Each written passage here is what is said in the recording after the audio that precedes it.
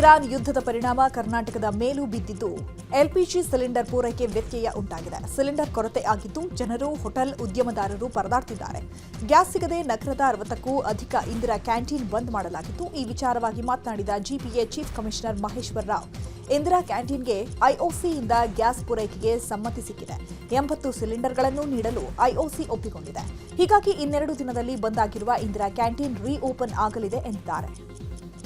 ಸರ್ಕಾರಕ್ಕೆ ಕೇಳಿದ ಪ್ರಕಾರ ಐಒಸಿ ಅವರು ಸಿಲಿಂಡರ್ಸ್ ಕೊಡಲಿಕ್ಕೆ ಒಪ್ಕೊಂಡಿದ್ದಾರೆ. ಸೊ ಬೇಗನೆ ಚಾಲೂ ಆಗ್ತದೆ. ಇಷ್ಟ 80 ಸಿಲಿಂಡರ್ ಪ್ರತಿದಿನ ಖರ್ಚಾಗ್ತದೆ. ಸ್ವಲ್ಪ ಆಪ್ಟಿಮೈಸ್ ಮಾಡ್ತೀವಿ. ಅದು ನೋಡಿದರೆ ಖಂಡಿತ ಅವಕಾಶ ನಮಗೆ ಸಮಸ್ಯೆ ಬರುತ್ತಿದೆ. ಅದರ ಜೊತೆಗೆ ಏನಾದರೂ ಪೆಂಡಿಂಗ್ ಇದ್ದರೆ ಅದರ ತಕ್ಷಣವೇ ಕ್ಲಿಯರ್ ಮಾಡಿಸಿ, ಎಲ್ಲೆಲ್ಲಿ ಮನೆಗೆ ಗೇಲ್ ಕನೆಕ್ಷನ್ಸ್ ಪೆಂಡಿಂಗ್ ಇದೆ ಅದು ಸಹ ಕೊಡಿಸ್ಬಿಡೋಣ. ಯಾಕಂದರೆ ಗ್ಯಾಸ್ ಸಿಲಿಂಡರ್ ಅಭಾವದ ವಿಚಾರದ ಬಗ್ಗೆ ಮಾತನಾಡಿದ ಸಚಿವ ಮುನಿಯಪ್ಪ, ಗೃಹ ಬಳಕೆಗೆ ಏನು ತೊಂದರೆ ಇಲ್ಲ, ಯಾರೂ ಅನವಶ್ಯಕವಾಗಿ ಮೊದಲೇ ಬುಕ್ ಮಾಡುವ ಅವಶ್ಯಕತೆ ಇಲ್ಲ. ಹಾಸ್ಪಿಟಲ್ಗಳಿಗೆ ಗ್ಯಾಸ್ ವ್ಯವಸ್ಥೆ ಆಗುವಂತೆ ನೋಡಿಕೊಂಡಿದ್ದೇವೆ. ಮಿತಿಯಾಗಿ ಬಳಸಿಕೊಳ್ಳಲು ಸೂಚನೆ ನೀಡಿದ್ದೇವೆ. ಈಗಾಗಲೇ 2 ಶಿಫ್ಟ್ಗಳಲ್ಲಿ ಗ್ಯಾಸ್ ಬಂದಿದೆ. ಪರಿಸ್ಥಿತಿ ಸುಧಾರಣೆ ನಂತರ ಇನ್ನೂ 10 ಶಿಫ್ಟ್ಗಳು ಬರುವ ಸಾಧ್ಯತೆ ಇದೆ ಎಂದಿದ್ದಾರೆ.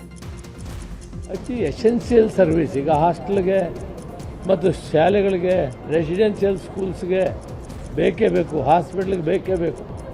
ಇದಕ್ಕೆ ಪೂರಕವಾಗಿ ತಯಾರು ಮಾಡುವಂಥ ಪದಾರ್ಥಗಳು ತಯಾರು ಮಾಡುವಂಥ ಕಡೆ, ಔಷಧಿ ತಯಾರು ಮಾಡೋ ಕಡೆ ಅಂತ ಇದಕ್ಕೂ ಕೂಡ ಅದನ್ನು ವ್ಯವಸ್ಥೆ ಮಾಡುವಂಥದ್ದನ್ನು ಏರ್ಪಾటు ಮಾಡಿದ್ದೀವಿ. ಈಗಾಗಲೇ 2 ಶಿಪ್ಪು ಬಂದಿರೋದು ನಾನು ಸದನದಲ್ಲಿ ಹೇಳಿದ್ದೇನೆ, ಬರ್ತಾ ಇದೆ. ಅದಾದ ಮೇಲೆ ಮತ್ತೆ ಇನ್ನೂ 10-12 ಶಿಪ್ಪು ಕ್ಯೂನಲ್ಲಿವೆ. ಒಂದು ವೇಳೆ ಅವು ಬಂದರೆ ಒಂದು ವಾರ 10 ದಿನದಲ್ಲಿ ಎಲ್ಲ ಪ್ರಾಬ್ಲಮ್ ಸಾಲ್ವ್ ಆಗ್ಬೋದು ಅಂತ ಚಿಂತನೆ. ಅಡುಗೆ ಅನಿಲ ಸಿಲಿಂಡರ್ ಪೂರೈಕೆಯಲ್ಲಿ ವ್ಯತ್ಯಯ ಹಿನ್ನೆಲೆ ಕೋಲಾರದಲ್ಲಿ ಅಕ್ರಮವಾಗಿ ಸಿಲಿಂಡರ್ ಸೇಲ್ ಮಾಡಲಾಗ್ತಾ ಇದೆ. 1 ಕೆಜಿಗೆ 250 ರೂಪಾಯಿಯಿಂದ 280 ರೂಪಾಯಿಗೆ ಬ್ಲಾಕ್ನಲ್ಲಿ ಮಾರಾಟ ಮಾಡಲಾಗ್ತಿದೆ. ಹೋಟೆಲ್ಗಳಿಗೆ ಪೂರೈಕೆ ಆಗಬೇಕಿದ್ದ ಸಿಲಿಂಡರ್ಗಳು ಕಾಳಸಂತೆಯಲ್ಲಿ ಮಾರಾಟವಾಗ್ತಾ ಇತ್ತು. ನ್ಯೂಸ್ 18 ಕನ್ನಡದ ರಿಯಾಲಿಟಿ ಚೆಕ್ನಲ್ಲಿ ಕಾಳಸಂತೆಯ ಕರಾಳ ದಿನ ಬಯಲಾಗಿದೆ. ಇನ್ನು ಕಾಳಸಂತೆಯಲ್ಲಿ ಕಮರ್ಷಿಯಲ್ ಸಿಲಿಂಡರ್ ಗ್ಯಾಸ್ ಮಾರಾಟ ತಡೆಯಲು ಸಾರ್ವಜನಿಕರು ಒತ್ತಾಯಿಸಿದ್ದಾರೆ. ಇನ್ನು ಕೋಲಾರದಲ್ಲಿ ಗ್ಯಾಸ್ ಅಭಾವವನ್ನೇ ಧುರುಳರು ಬಂಡವಾಳ ಮಾಡಿಕೊಂಡಿದ್ದಾರೆ. ಕೆಜಿಎಫ್ನಲ್ಲಿ ಅಕ್ರಮ ಗ್ಯಾಸ್ ರೀಫಿಲ್ಲಿಂಗ್ ಸೆಂಟರ್ಗಳು ತಲೆಗೆತ್ತಿವೆ. ಅಕ್ರಮ ಗ್ಯಾಸ್ ರೀಫಿಲ್ಲಿಂಗ್ ಅಡ್ಡೆ ಮೇಲೆ ಪೊಲೀಸರು ದಾಳಿ ನಡೆಸಿದ್ದು, ರೀಫಿಲ್ಲಿಂಗ್ ಬಳಸ್ತಾ ಇದ್ದಂತಹ 2 ಗ್ಯಾಸ್ ಸಿಲಿಂಡರ್ಗಳನ್ನು ವಶಕ್ಕೆ ಪಡೆದುಕೊಂಡಿದ್ದಾರೆ.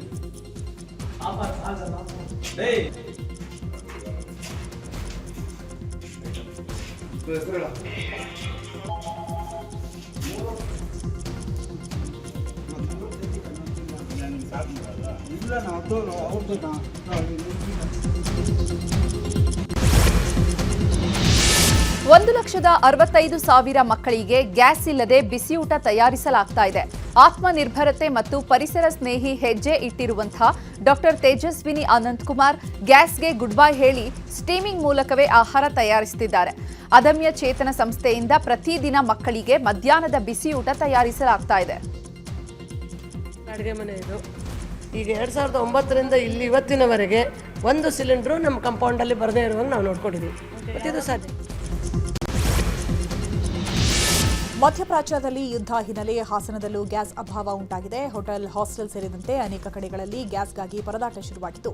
ಹಾಸ್ಟೆಲ್ ಸಿಬ್ಬಂದಿ ಸೌದೆ ಒಲೆಯಲ್ಲಿ ಅಡುಗೆ ಮಾಡಿ ವಿದ್ಯಾರ್ಥಿಗಳಿಗೆ ಊಟ ಬಡಿಸುತ್ತಿದ್ದಾರೆ. ಇನ್ನು ಚಿತ್ರದುರ್ಗದಲ್ಲೂ ಗ್ಯಾಸ್ ಸಿಲಿಂಡರ್ ವ್ಯತ್ಯಯವಾಗಿದ್ದು, ಸಿಲಿಂಡರ್ ಸಿಗದೆ ಹೋಟೆಲ್ ಉದ್ಯಮಕ್ಕೆ ಪೆಟ್ಟು ಬಿದ್ದಿದೆ. ಹೋಟೆಲ್ ಮಾಲೀಕರು ವಾಣಿಜ್ಯ ಗ್ಯಾಸ್ ಸಿಲಿಂಡರ್ ಸಿಗದೆ ಪರದಾಡಿದ್ದಾರೆ. ಸಿಲಿಂಡರ್ ಇಲ್ಲದೆ ಕಟ್ಟಿಗೆ ಒಲೆಯಲ್ಲೇ ಹೋಟೆಲ್ ಮಾಲೀಕರು ಅಡುಗೆ ತಯಾರಿಗೆ ಮುಂದಾಗಿದ್ದಾರೆ. ರಾಯಚೂರಿನಲ್ಲೂ ಹೋಟೆಲ್ ಉದ್ಯಮಕ್ಕೆ ಪೆಟ್ಟು ಬಿದ್ದಿದ್ದು, ಗ್ಯಾಸ್ ಸಿಲಿಂಡರ್ಗಾಗಿ ಹೋಟೆಲ್ ಮಾಲೀಕರು ಪರದಾಡುತ್ತಿದ್ದು, ಸಿಲಿಂಡರ್ ಖಾಲಿಯಿಂದ ಕಟ್ಟಿಗೆ ಒಲೆಯಲ್ಲಿ ಅಡುಗೆ ಮಾಡುವ ದುಸ್ಥಿತಿ ಬಂದಿದೆ. ಗ್ಯಾಸ್ ಕೊರತೆಯ ಹಿನ್ನೆಲೆ ಗದಗ ನಗರದ ಪುಟ್ಟರಾಜ ಗವಾಯಿಗಳ ಬಸ್ ನಿಲ್ದಾಣದ ಬಳಿ ಇದ್ದಂತ ಹೋಟೆಲ್ಗೆ ಬೀಗ ಹಾಕಲಾಗಿದೆ. ಸಿಲಿಂಡರ್ ಸಿಗದ ಹಿನ್ನೆಲೆ ಹೋಟೆಲ್ ಬಂದ್ ಮಾಡಿದ್ದು, ಪ್ರಯಾಣಿಕರು ಊಟ ಸಿಗದೆ ಪರದಾಡಿದ್ದಾರೆ. ಇನ್ನು ಚಿಕ್ಕೋಡಿಯಲ್ಲೂ ಹೋಟೆಲ್ ಉದ್ಯಮಕ್ಕೆ ಪೆಟ್ಟು ಬಿದ್ದಿದ್ದು, ನಾಳೆ ಗ್ಯಾಸ್ ಸಿಗದೆ ಹೋದ್ರೆ ಹೋಟೆಲ್ ಬಂದ್ ಮಾಡಲು ಮಾಲೀಕರು ನಿರ್ಧರಿಸಿದ್ದಾರೆ. ಸದ್ಯಕ್ಕೆ 1 ದಿನಕ್ಕಾಗುವಷ್ಟು ಮಾತ್ರ ಗ್ಯಾಸ್ ಇದ್ದು, ನಾಳೆ ಸಿಲಿಂಡರ್ ಸಿಗದೆ ಹೋದ್ರೆ ಹೋಟೆಲ್ ಬಂದ್ ಮಾಡುವುದಾಗಿ ಹೋಟೆಲ್ ಮಾಲೀಕರು ನಿರ್ಧರಿಸಿದ್ದಾರೆ. ಮಧ್ಯಪ್ರಾಚ್ಯದಲ್ಲಿ ಯುದ್ಧ ನಿಲ್ಲುವಂತೆ ಕಾಣಿಸ್ತಾ ಇಲ್ಲ. ಹೀಗಾಗಿ ಚಾಮರಾಜನಗರದಲ್ಲಿ 4 ಗ್ಯಾಸ್ ಬಂಕ್ಗಳು ಬಂದ್ ಆಗಿವೆ. 2 CNG bunk, 2 auto LPG bunk ಸ್ಥಗಿತವಾಗಿದೆ. ಹೀಗಾಗಿ ಆಟೋಗೆ ಗ್ಯಾಸ್ ತುಂಬಿಸಲು ಆಗದೆ ಚಾಲಕರು ಪರದಾಡಿದ್ದಾರೆ. ಇನ್ನು ಚಾಮರಾಜನಗರ ಕೊಳ್ಳೇಗಾಲದಲ್ಲೂ 3 ಪ್ರಮುಖ ಹೋಟೆಲ್ಗಳು ಬಂದಾಗಿವೆ. ಬಸವೇಶ್ವರ, ಶ್ರೀರಂಗ ಹಾಗೂ ಹರ್ಷ ಹೋಟೆಲ್ಗಳು ಬಂದಾಗಿದ್ದು ಗ್ಯಾಸ್ ಪೂರೈಕೆ ಆಗದ ಹಿನ್ನೆಲೆ ಹೋಟೆಲ್ಗಳನ್ನು ಬಂದ್ ಮಾಡಲಾಗಿದೆ. ರಾಜ್ಯದಲ್ಲಿ ಸಿಲಿಂಡರ್ ಸಮಸ್ಯೆ ಹಿನ್ನೆಲೆ ಸೌದೆಗೆ ಭಾರಿ ಬೇಡಿಕೆ ಬಂದಿದೆ. ಮೊದಲಿಗಿಂತ ದುಪ್ಪಟ್ಟು ಬೆಲೆ ಏರಿಕೆ ಆಗಿದ್ದು, ಈ ಬಗ್ಗೆ ದೊಡ್ಡಬಳ್ಳಾಪುರದ ಸಮೃದ್ಧಿ ಹೋಟೆಲ್ ಮಾಲೀಕ ದೇವೇಂದ್ರಪ್ಪ ಅಸಮಾಧಾನ ವ್ಯಕ್ತಪಡಿಸಿದ್ದಾರೆ. ಮೊದಲು ಟನ್ಗೆ 2,500 ರೂಪಾಯಿ ಇದ್ದ ದರ ಈಗ 5ರಿಂದ 10,000ವರೆಗೆ ತಲುಪಿದೆ. ಸೌದೆ ಕೂಡ ಸರಿಯಾದ ಸಮಯಕ್ಕೆ ಸಿಗ್ತಾ ಇಲ್ಲ ಅಂತ ಕಿಡಿಕಾರಿದ್ದಾರೆ. ಇನ್ನು ಪುತ್ತೂರಿನ ಮಹಾಲಿಂಗೇಶ್ವರ ದೇವಸ್ಥಾನದಲ್ಲಿ ಕಟ್ಟಿಗೆ ಸ್ಟಾಕ್ ಮಾಡಲು ಸಿದ್ಧತೆ ಮಾಡಿಕೊಳ್ಳಲಾಗಿದೆ. ಈಗಾಗಲೇ 3 ಲೋಡ್ ಕಟ್ಟಿಗೆ ತರಿಸಲಾಗಿದ್ದು, ಭಕ್ತರಿಗೆ ಪ್ರತಿದಿನ ಅನ್ನದಾನ ಸೇವೆಗೆ ಕಟ್ಟಿಗೆ ಬಳಸಲಾಗ್ತಾ ಇದೆ. ಕಟ್ಟಿಗೆ ಒಲೆಯನ್ನು ಸಿದ್ಧಪಡಿಸಿ ಆಹಾರ ತಯಾರು ಮಾಡ್ತಿದ್ದಾರೆ. ಇನ್ನಷ್ಟು ಕಟ್ಟಿಗೆಯನ್ನು ಕಾಣಿಕೆಯಾಗಿ ನೀಡುವಂತೆ ಭಕ್ತರಿಗೆ ದೇಗುಲ ಆಡಳಿತ ಮನವಿ ಮಾಡಿದೆ. ಸಿಲಿಂಡರ್ ಕೊರತೆಯಿಂದ ಬಹುತೇಕ ಕಡೆ ಪ್ರಸಾದ ಬಂದ್ ಆಗಿದೆ. ಆದರೆ ಹುಬ್ಬಳ್ಳಿಯ ಸಿದ್ಧಾರೂಢ ಮಠದಲ್ಲಿ ಪ್ರಸಾದ ವಿತರಣೆ ನಿರಂತರವಾಗಿ ನಡೀತಾ ಇದೆ. ನಿತ್ಯ 7ರಿಂದ 8,000 ಜನರಿಗೆ ಪ್ರಸಾದ ವಿತರಣೆ ಮಾಡಲಾಗ್ತಾ ಇದೆ. ರಾಜ್ಯದ ಮೂಲೆ ಮೂಲೆಗಳಿಂದಲೂ ಭಕ್ತರು ಬರ್ತಾ ಇದ್ದು ದೇವರ ದರ್ಶನ ಪಡೆದು ಭಕ್ತರು ಪ್ರಸಾದ ಸೇವಿಸುತ್ತಿದ್ದಾರೆ. ಗ್ಯಾಸ್ ಸ್ಟೀಮ್ ಮೂಲಕ ಅಡುಗೆ ತಯಾರಿಸಿ ಭಕ್ತರಿಗೆ ಪ್ರಸಾದ ವಿತರಣೆ ಮಾಡಲಾಗ್ತಾ ಇದೆ. ರಾಜ್ಯದಲ್ಲಿ ಗ್ಯಾಸ್ ಸಿಲಿಂಡರ್ ಅಭಾವದ ಹಿನ್ನೆಲೆ ಕನ್ನಡಪರ ಹೋರಾಟಗಾರ ವಾಟಾಳ್ ನಾಗರಾಜ್ ವಿಭಿನ್ನವಾಗಿ ಪ್ರತಿಭಟನೆ ನಡೆಸಿದ್ದಾರೆ. ಮೈಸೂರಿನ ಹಾರ್ಡಿಂಗ್ ವೃತ್ತದಲ್ಲಿ ಖಾಲಿ ಸಿಲಿಂಡರ್ ಹಿಡಿದು ಸೌದೆ ಒಲೆಯಲ್ಲಿ ಬಿಸಿ ನೀರು ಕಾಯಿಸಿ ಪ್ರತಿಭಟನೆ ಮಾಡಿ ಆಕ್ರೋಶ ವ್ಯಕ್ತಪಡಿಸಿದ್ದಾರೆ. ಯುದ್ಧ ಬರೇ ಅಮೇರಿಕ, ಇಸ್ರೇಲ್, ಇರಾನ್ ಬರೀ ಒಂದೇ ಅಲ್ಲ, ಅಲ್ಲಿ ಬಾಂಬುಗಳ ಸುರಿಮಳೆ, ಇಲ್ಲಿ ಗ್ಯಾಸ್ ಇಲ್ಲದೆ ಕಣ್ಣೀರಿನ ಸುರಿಮಳೆ, ಅಲ್ಲಿ ಬಾಂಬುಗಳ ಸುರಿಮಳೆ, ಇಲ್ಲಿ ಅನೇಕ ಔಷಧಿಗಳು, ಆಹಾರಗಳು ಬರದೇ ಇರತಕ್ಕಂಥ ಪರಿಸ್ಥಿತಿ ನಮಗೆ. ಇನ್ನು ಆಟೋ ಎಲ್ಪಿಜಿ ಬೆಲೆ ಹೆಚ್ಚಳವನ್ನ ಖಂಡಿಸಿ ಹುಬ್ಬಳ್ಳಿಯ ಚೆನ್ನಮ್ಮ ವೃತ್ತದಲ್ಲಿ ಆಟೋ ಚಾಲಕರಿಂದ ಪ್ರತಿಭಟನೆ ಮಾಡಲಾಗಿದೆ. ಆಟೋ ಸಿಲಿಂಡರ್ಗೆ ಪೂಜೆ ಮಾಡಿ ಪ್ರತಿಭಟನಾಕಾರರು ಆಕ್ರೋಶ ವ್ಯಕ್ತಪಡಿಸಿದ್ದಾರೆ. ಕೂಡಲೇ ಅವ್ಯವಸ್ಥೆ ಸರಿಪಡಿಸುವಂತೆ ಆಟೋ ಚಾಲಕರು ಆಗ್ರಹಿಸಿದ್ದಾರೆ.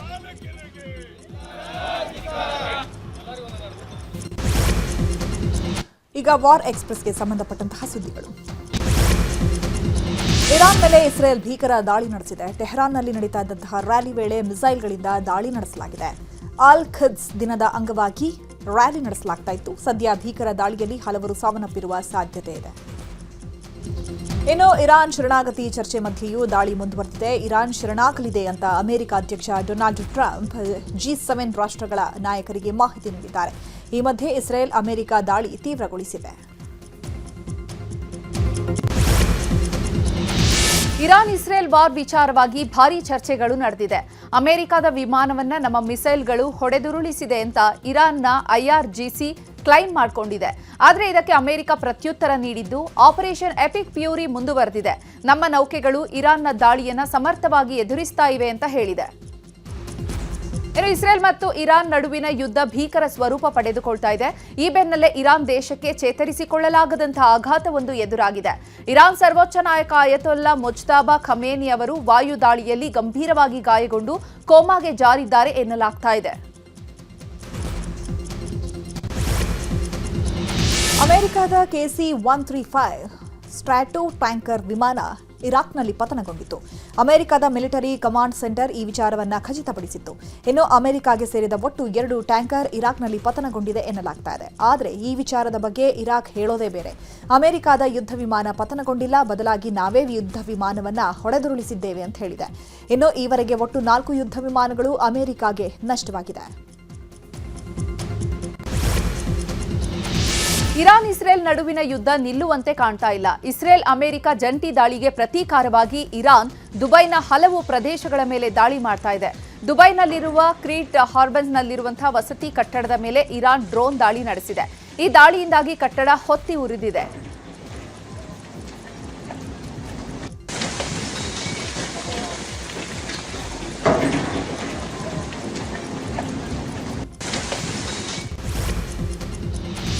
ಇಸ್ರೇಲ್ ಮೇಲೆ ಇರಾನ್ ಯುದ್ಧ ಮುಂದುವರಿಸ್ತಾ ಇರುವ ಹೊತ್ತಲ್ಲೇ ಹಾರ್ಮುಸ್ ಜಲಸಂಧಿಯ ಬಳಿ 23,000ಕ್ಕೂ ಹೆಚ್ಚು ಭಾರತೀಯ ನಾವಿಕರು ಸಿಕ್ಕಾಕೊಂಡಿದ್ದಾರೆ. ಹೀಗಾಗಿ ಭಾರತೀಯ ಹಡಗು ಹಾಗೂ ಅದರಲ್ಲಿ ಸಿಲುಕಿರುವ ನಾವಿಕರನ್ನ ಸುರಕ್ಷಿತವಾಗಿ ಕರೆತರಲು ಭಾರತೀಯ ವಿದೇಶಾಂಗ ಸಚಿವರು ಇರಾನ್ ಜೊತೆ ಮಾತುಕತೆ ನಡೆಸಿದರು. ಈ ವೇಳೆ ಭಾರತೀಯ ಹಡಗುಗಳನ್ನು ಹರ್ಮುಸ್ ಜಲಸಂಧಿ ಮೂಲಕ ಹಾದು ಹೋಗಲು ಇರಾನ್ ಅನುಮತಿ ನೀಡಿದೆ. ಈ ಹಿನ್ನೆಲೆ ಭಾರತೀಯ ಧ್ವಜವಿರುವ 38 ಹಡಗುಗಳು ಹಾದು ಹೋಗಲಿದೆ. ಪಾಕಿಸ್ತಾನದ ಮೇಲೆ ಅಫ್ಘಾನಿಸ್ತಾನ ಪ್ರತೀಕಾರದ ಡ್ರೋನ್ ದಾಳಿ ನಡೆಸಿದೆ. ಕೊಹಾತ್ ಪ್ರದೇಶದಲ್ಲಿರುವಂತಹ ಪಾಕ್ ಸೇನೆಯ ಕಾರ್ಯತಂತ್ರದ ಮಿಲಿಟರಿ ಕೇಂದ್ರಗಳು ಮತ್ತು ನೆಲೆಗಳ ಮೇಲೆ ದಾಳಿ ಮಾಡಲಾಗಿದೆ. ಪ್ರತೀಕಾರದ ದಾಳಿಯಲ್ಲಿ ಹಲವರು ಮೃತಪಟ್ಟಿದ್ದು ಭಾರೀ ಪ್ರಮಾಣದಲ್ಲಿ ಆಸ್ತಿ ಹಾನಿಯಾಗಿದೆ ಎನ್ನಲಾಗಿದೆ.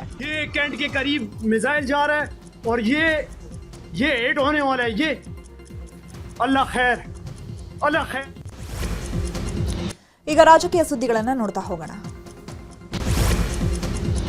ಒಡಿಶಾ ರಾಜ್ಯಸಭೆ ಚುನಾವಣೆಯಲ್ಲಿ ಅಡ್ಡ ಮತದಾನದ ಭೀತಿ ಎದುರಾಗಿದೆ. ಮಾರ್ಚ್ 16ರಂದು ಚುನಾವಣೆ ನಡೆಯಲಿದೆ. ಇನ್ನು ಅಡ್ಡ ಮತದಾನದ ಭೀತಿಯಿಂದಾಗಿ ಒಡಿಶಾದ ಕಾಂಗ್ರೆಸ್ ಶಾಸಕರು ಬಿಡದಿಯ ವಂಡರ್ಲಾ ರೆಸಾರ್ಟ್ಗೆ ಆಗಮಿಸಿದ್ದಾರೆ. 16ಕ್ಕೂ ಅಧಿಕ ಶಾಸಕರು ರಾಜ್ಯಕ್ಕೆ ಬಂದಿದ್ದಾರೆ ಎನ್ನಲಾಗಿದ್ದು, ರೆಸಾರ್ಟ್ ಸುತ್ತ ಪೊಲೀಸ್ ಭದ್ರತೆ ಒದಗಿಸಲಾಗಿದೆ. ರೆಸಾರ್ಟ್ ಒಳಗೆ ಬೇರೆಯವರಿಗೆ ಪ್ರವೇಶ ನಿರ್ಬಂಧಿಸಲಾಗಿದೆ.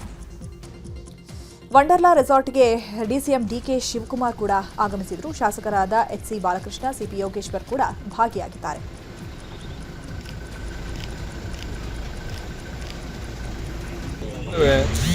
ಎಲೆಕ್ಷನ್ಗಳು ಅವು ಇವು ನಾವು ಹೋಗಲ್ಲ, ಒಂದೊಂದ್ಸರಿ ಬೇರೆ ಬೇರೆ ಕಡೆಗೆ ರೆಸಾರ್ಟ್ಗೆ ಯಾಕೆ ಅವರು ಬಂದವರು ಏನಿಲ್ಲ. ನಾವು 3 ಬಾರಿಗಿನ್ನ ಜಾಸ್ತಿ ಗೆದ್ದಿರ್ತಕ್ಕಂಥವ್ರು 32 ಜನ 33 ಜನ ಇದ್ದೀವಿ. ಈಗ ಮಂತ್ರಿಮಂಡಲದಲ್ಲಿ ನಮಗೊಂದು ಅವಕಾಶ ಮಾಡ್ತೀವಿ. ಈಗಾಗಲೇ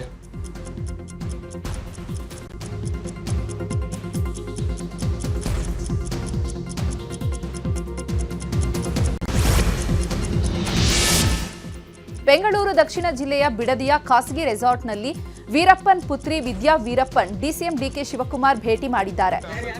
ತಮಿಳುನಾಡು ಚುನಾವಣೆಗೆ ಕಾಂಗ್ರೆಸ್ ಅಭ್ಯರ್ಥಿಯಾಗಿ ಸ್ಪರ್ಧಿಸುವ ಕುರಿತು ಆಗಮಿಸಿರುವುದಾಗಿ ಮೂಲಗಳಿಂದ ಮಾಹಿತಿ ಸಿಕ್ಕಿದೆ.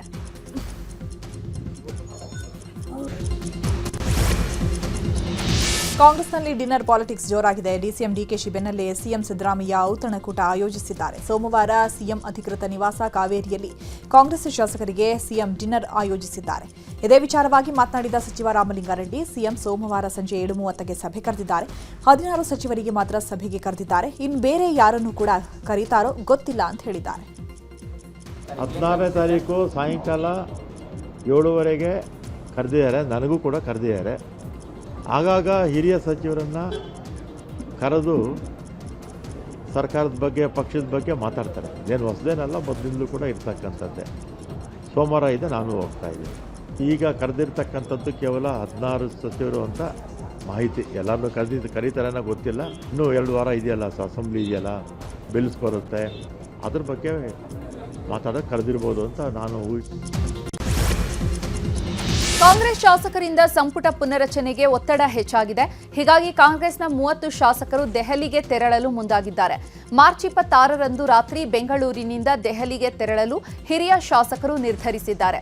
ನಿನ್ನೆ ನಡೆದ ಶಾಸಕರ ಸಭೆಯಲ್ಲಿ ನಿರ್ಧಾರ ಕೈಗೊಳ್ಳಲಾಗಿದ್ದು, ಹೈಕಮಾಂಡ್ ನಾಯಕರನ್ನ ಭೇಟಿಯಾಗಿ ಒತ್ತಡ ಹಾಕಲು ಶಾಸಕರು ಮುಂದಾಗಿದ್ದಾರೆ.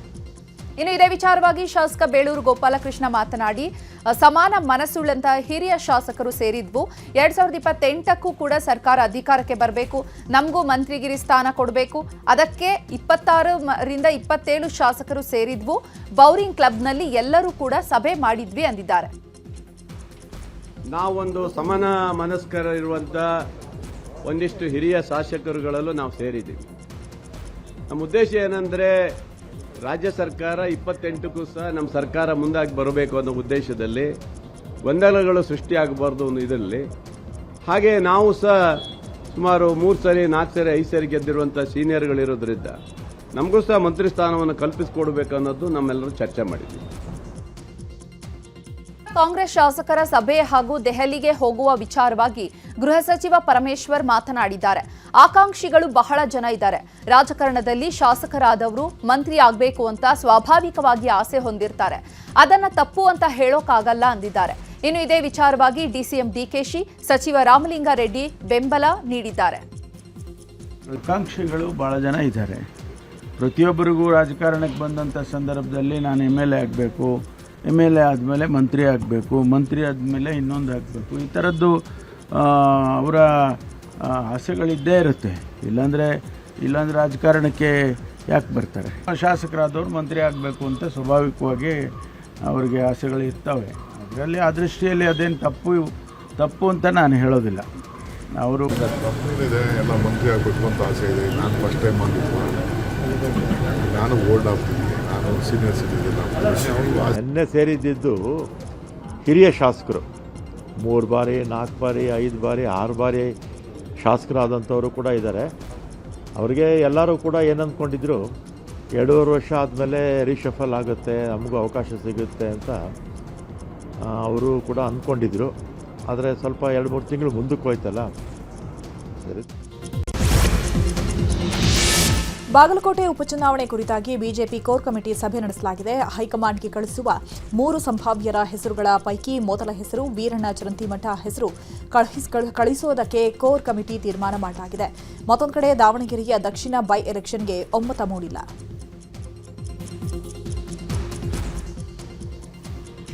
ಕೋರ್ ಕಮಿಟಿಲಿ ಚರ್ಚೆ ಆಗಿರುವಂಥ ಹೆಸರುಗಳನ್ನು ನಮ್ಮ ಪಕ್ಷದ ವರಿಷ್ಠರಿಗೆ ನಾವು ಅದನ್ನು ಕಳಿಸ್ಕೊಡ್ತೇವೆ.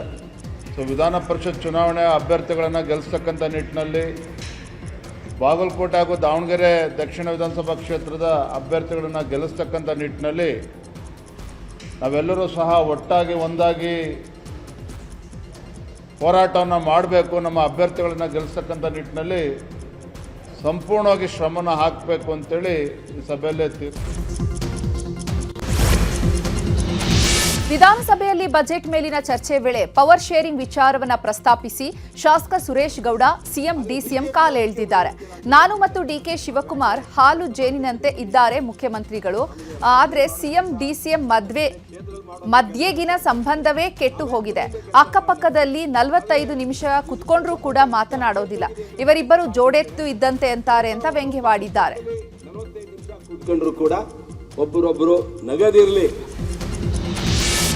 ಬಜೆಟ್ ವಿಚಾರ ಹಾಗೂ ಇಕ್ಬಾಲ್ ಹುಸೇನ್ ಹೇಳಿಕೆ ವಿಚಾರವಾಗಿ ಶಾಸಕ ಬೇಳೂರು ಗೋಪಾಲಕೃಷ್ಣ ಮಾತನಾಡಿದ್ದಾರೆ. 5 ಬೆರಳು ಕೂಡ ಸಮನಾಗಿರೋದಿಲ್ಲ. ಅವರವರ ಅಭಿಪ್ರಾಯ ಅವರು ಹೇಳ್ತಾರೆ. ಶಾಸಕ ಇಕ್ಬಾಲ್ನ ಪಕ್ಷದಿಂದ ಹೊರಗೆ ಹಾಕಿದ್ರೆ ಒಳ್ಳೆಯದಾಗುತ್ತೆ ಅಂತ ಹೇಳಿದರು. ಗೃಹ ಸಚಿವ ಪರಮೇಶ್ವರ್ ಮಾತನಾಡಿ, ನಾವೇನೇ ಮಾತನಾಡಿದ್ರೂ ಕೂಡ ವ್ಯಕ್ತಿಗಳಾಗಿ ಮಾತ್ರ ಇರ್ತೇವೆ. ನಮ್ಮ ಅಭಿಪ್ರಾಯಗಳನ್ನು ತಿಳಿಸ್ತೇವೆ. ಅಭಿಪ್ರಾಯವನ್ನು ತಿಳಿಸುವ ಸಂದರ್ಭದಲ್ಲಿ ಪಕ್ಷದ ಇತಿಮಿತಿಯ ಒಳಗೆ ನೀಡಿದರೆ ಏನೂ ಆಗೋದಿಲ್ಲ. ಪಕ್ಷದ ಇತಿಮಿತಿಯನ್ನ ಮೀರಿ ಹೇಳಿಕೆ ನೀಡಿದರೆ ಹೈಕಮಾಂಡ್ ಗಮನಿಸುತ್ತೆ ಅಂತ ಹೇಳಿದ್ದಾರೆ. ನೋಡಿ, ನಾವು ಏನೇ ಮಾತಾಡಿದರೂ ಕೂಡ ನಾವು ಇಂಡಿವಿಜುವಲ್ಸ್ ಆಗ್ತೀವಿ. ನಮ್ಮ ಅಭಿಪ್ರಾಯಗಳನ್ನು ನಾವು ಎಕ್ಸ್ಪ್ರೆಸ್ ಮಾಡ್ತೀವಿ. ಆ ಎಕ್ಸ್ಪ್ರೆಸ್ ಮಾಡುವಾಗ ಪಕ್ಷದ ಇತಿಮಿತಿ ಒಳಗಡೆ ನಾವೇನಾದರೂ ಹೇಳಿಕೆಗಳು ಕೊಟ್ಟರೆ ಏನೂ ಆಗೋದಿಲ್ಲ. ಪಕ್ಷದ ಇತಿಮಿತಿಗಳನ್ನು ಮೀರಿ ನಾವು ಹೇಳಿಕೆ ಕೊಟ್ಟರೆ ಅದನ್ನು ಹೈಕಮಾಂಡ್ನವ್ರು ಗಮನಿಸ್ತಾರೆ. ಯಾವ ಸಂದರ್ಭದಲ್ಲಿ ಅದನ್ನು ತೆಗಿತಾರೆ ಅಂತ ಹೇಳಿದ್ರೆ ನಮ್ಗೆ ಗೊತ್ತೇ ಆಗೋದಿಲ್ಲ. ನೆಕ್ಸ್ಟ್ ಎಲೆಕ್ಷನಲ್ಲಿ ಅವರಿಗೆ ಮತ್ತೊಂದು ಬಾರಿ ಟಿಕೆಟ್ ಕೊಡಬೇಕು. ಆ ಸಂದರ್ಭದಲ್ಲಿ ಒಂದು ವೇಳೆ ಪಕ್ಷದ ಇತಿಮಿತಿಯನ್ನು ಮೀರಿದ್ದಿದ್ರೆ. ಇನ್ನು ತಮ್ಮ ಹೇಳಿಕೆ ವಿಚಾರವಾಗಿ ಸ್ಪಷ್ಟನೆ ನೀಡಿದ ಶಾಸಕ ಇಕ್ಬಾಲ್ ಹುಸೇನ್, ನಾನು ಒಬ್ಬ ಜನಪ್ರತಿನಿಧಿ, IAS KAS ಅಧಿಕಾರಿಯಲ್ಲ. ಜನ ಮತ ಕೊಟ್ಟು ಸ್ಥಾನಮಾನ ಕೊಟ್ಟಿದ್ದಾರೆ. ಜನರ ಬಗ್ಗೆ ನಾನು ಆಲೋಚನೆ ಮಾಡಬೇಕು. ಸಿಎಂ ನನ್ನ ಮನವಿಗೆ ಸ್ಪಂದನೆ ಮಾಡಿಲ್ಲ, ನನಗೆ ಸಮಾಧಾನ ಇಲ್ಲ ಅಂತ ಹೇಳಿದ್ದೇನೆ. ಅದರಲ್ಲೇನು ತಪ್ಪಿದೆ ಅಂತ ಹೇಳಿದರು. ನನ್ನ ಮನವಿಗೆ ಸ್ಪಂದನೆ ಮಾಡಿಲ್ಲ, ಅದಕ್ಕೆ ನಾನು ಹೇಳ್ತೀನಿ. ನಾನು ಮನವಿ ಮಾಡಿದ್ದೀನಿ, ನನ್ನ ಕಷ್ಟ ಸುಖ ಹೇಳ್ಕೊಂಡಿದ್ದೀನಿ. ನನ್ನ ಹಾಲು ಹವಾಲನ್ನ ಅಲ್ಲಿರುವಂಥ ವಸ್ತುಸ್ಥಿತಿನ ಅವರಿಗೆ 10 ಸಲ ಹೇಳಿದ್ದೀನಿ. ಸೊ ನನ್ನ ಕ್ಷೇತ್ರದ ಬಗ್ಗೆ ನಾನು ಮಾತಾಡ್ತೀನಿ. ನನಗೆ ಸಮಾಧಾನ ಇಲ್ಲ ಅಂತ ಹೇಳ್ತೀನಿ. ಅದು ತಪ್ಪೇನಿದೆ? ನಾನು ರಾಜ್ಯದ ಬಗ್ಗೆ ರಾಜ್ಯದ ಸುದ್ದಿಗಳನ್ನು ನೋಡೋಣ. ರೌಡಿ ಶೀಟರ್ ಬಿಕ್ಲು ಶಿವ ಹತ್ಯೆ ಪ್ರಕರಣದ ಆರೋಪಿಗಳಿಗೆ ಬಿಗ್ ರಿಲೀಫ್ ಸಿಕ್ಕಿದೆ. ಹೈಕೋರ್ಟ್ನಿಂದ ಪ್ರಮುಖ ಆರೋಪಿಗಳಿಗೆ ಡಿಫಾಲ್ಟ್ ಜಾಮೀನು ಮಂಜೂರಾಗಿದೆ. ಬಿಕ್ಲು ಶಿವನ ಕೊಲೆ ಕೇಸ್ನ ಪ್ರಮುಖ ಆರೋಪಿ ಜಗ್ಗಾ ಅಲಿಯಾಸ್ ಜಗದೀಶ್ ಮತ್ತು ಕಿರಣ್, ಬಿ ವಿಮಲ್ ರಾಜ್ ಮತ್ತು ಮದನ್ಗೆ ಜಾಮೀನು ಮಂಜೂರಾಗಿದೆ. ಪೊಲೀಸರ ವಿಳಂಬವಾಗಿ ಆರೋಪ ಪಟ್ಟಿಯನ್ನು ಸಲ್ಲಿಸಿದ ಕಾರಣಕ್ಕೆ ಹೈಕೋರ್ಟ್ ನ್ಯಾಯಮೂರ್ತಿ ಸುನಿಲ್ ದತ್ ಯಾದವ್ ಅವರಿದ್ದಂತಹ ಪೀಠ ಜಾಮೀನು ಮಂಜೂರು ಮಾಡಿದೆ.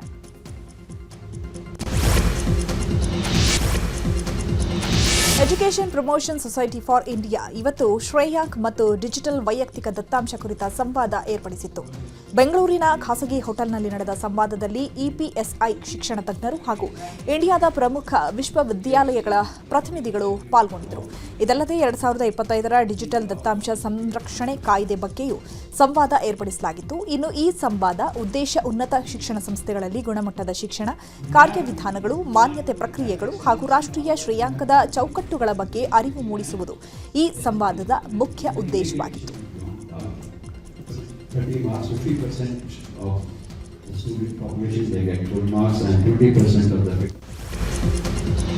ದೇಶದ ಸುದ್ದಿಗಳನ್ನು ನೋಡೋಣ. ಮಧ್ಯಪ್ರಾಚ್ಯ ದೇಶಗಳಲ್ಲಿ ಯುದ್ಧ ಸಂದಿಗ್ಧತೆಯಿಂದಾಗಿ ಅಡುಗೆ ಸಿಲಿಂಡರ್ಗಳ ಕೊರತೆ ಉಂಟಾಗಿದೆ. ಇದರ ಮಧ್ಯೆ ಕಾಳಸಂತೆಯಲ್ಲಿ ದಂಧೆಕೋರರು ಎಗ್ಗಿಲ್ಲದೆ ಮಾರಾಟ ಮಾಡುತ್ತಿದ್ದಾರೆ. ಈ ನಡುವೆ ಉತ್ತರ ಪ್ರದೇಶದಲ್ಲಿ ಎಸ್ಪಿ ಪಕ್ಷದ ಅಬ್ದುಲ್ ರೆಹಮಾನ್ ಎಂಬಂತಹ ಕಾರ್ಯಕರ್ತನೊಬ್ಬ ಅಕ್ರಮವಾಗಿ ಸಿಲಿಂಡರ್ ಸಂಗ್ರಹಿಸಿದ್ದು, ಖಚಿತ ಮಾಹಿತಿ ಮೇರೆಗೆ ದಾಳಿ ಮಾಡಿದ ಪೊಲೀಸರು 55 ಸಿಲಿಂಡರ್ಗಳನ್ನು ವಶಪಡಿಸಿಕೊಂಡಿದ್ದಾರೆ. ಮಹಿಳೆಯರಿಗೆ ಕಡ್ಡಾಯ ಮುಟ್ಟಿನ ರಜೆ ಕಾನೂನು ತರುವ ಬೇಡಿಕೆಯನ್ನ ಸುಪ್ರೀಂ ಕೋರ್ಟ್ ತಿರಸ್ಕರಿಸಿದೆ. ಇದರಿಂದ ಉದ್ಯೋಗದ ಮೇಲೆ ಪ್ರತಿಕೂಲ ಪರಿಣಾಮ ಬೀರಬಹುದು, ಮಹಿಳೆಯರನ್ನು ನೇಮಿಸಿಕೊಳ್ಳಲು ಹಿಂಜರಿಬಹುದು ಮತ್ತು ಮಹಿಳೆಯರಲ್ಲಿ ಕೀಳರಿಮೆ ಬೆಳೆಯಬಹುದು ಅಂತ ನ್ಯಾಯಾಲಯ ಅಭಿಪ್ರಾಯಪಟ್ಟಿದೆ. ಎಐಎಡಿಎಂಕೆ ಉಚ್ಚಾಟಿತ ನಾಯಕಿ ವಿಕೆ ಶಶಿಕಲಾ ಹೊಸ ಪಕ್ಷದ ಗುರುತು ತೆಂಗಿನ ಮರವನ್ನ ಚಿಹ್ನೆಯಾಗಿ ಘೋಷಿಸಿದ್ದಾರೆ. ಅಖಿಲ ಭಾರತ ಪುರಚಿ ತಲೈವರ್ ಮಕ್ಕಳ ಮುನ್ನೇತ್ರಂ ಕಾಳಗಂ ಪಕ್ಷವನ್ನು ಸ್ಥಾಪಿಸಿರುವಂತಹ ಶಶಿಕಲಾ ಮುಂಬರುವ ವಿಧಾನಸಭಾ ಚುನಾವಣೆಯಲ್ಲಿ ಸ್ಪರ್ಧಿಸಲಿದ್ದು, ತಮಿಳುನಾಡು ರಾಜಕಾರಣದಲ್ಲಿ ನಿರ್ಣಾಯಕ ಪಾತ್ರ ವಹಿಸುವುದಾಗಿ ಹೇಳಿದ್ದಾರೆ.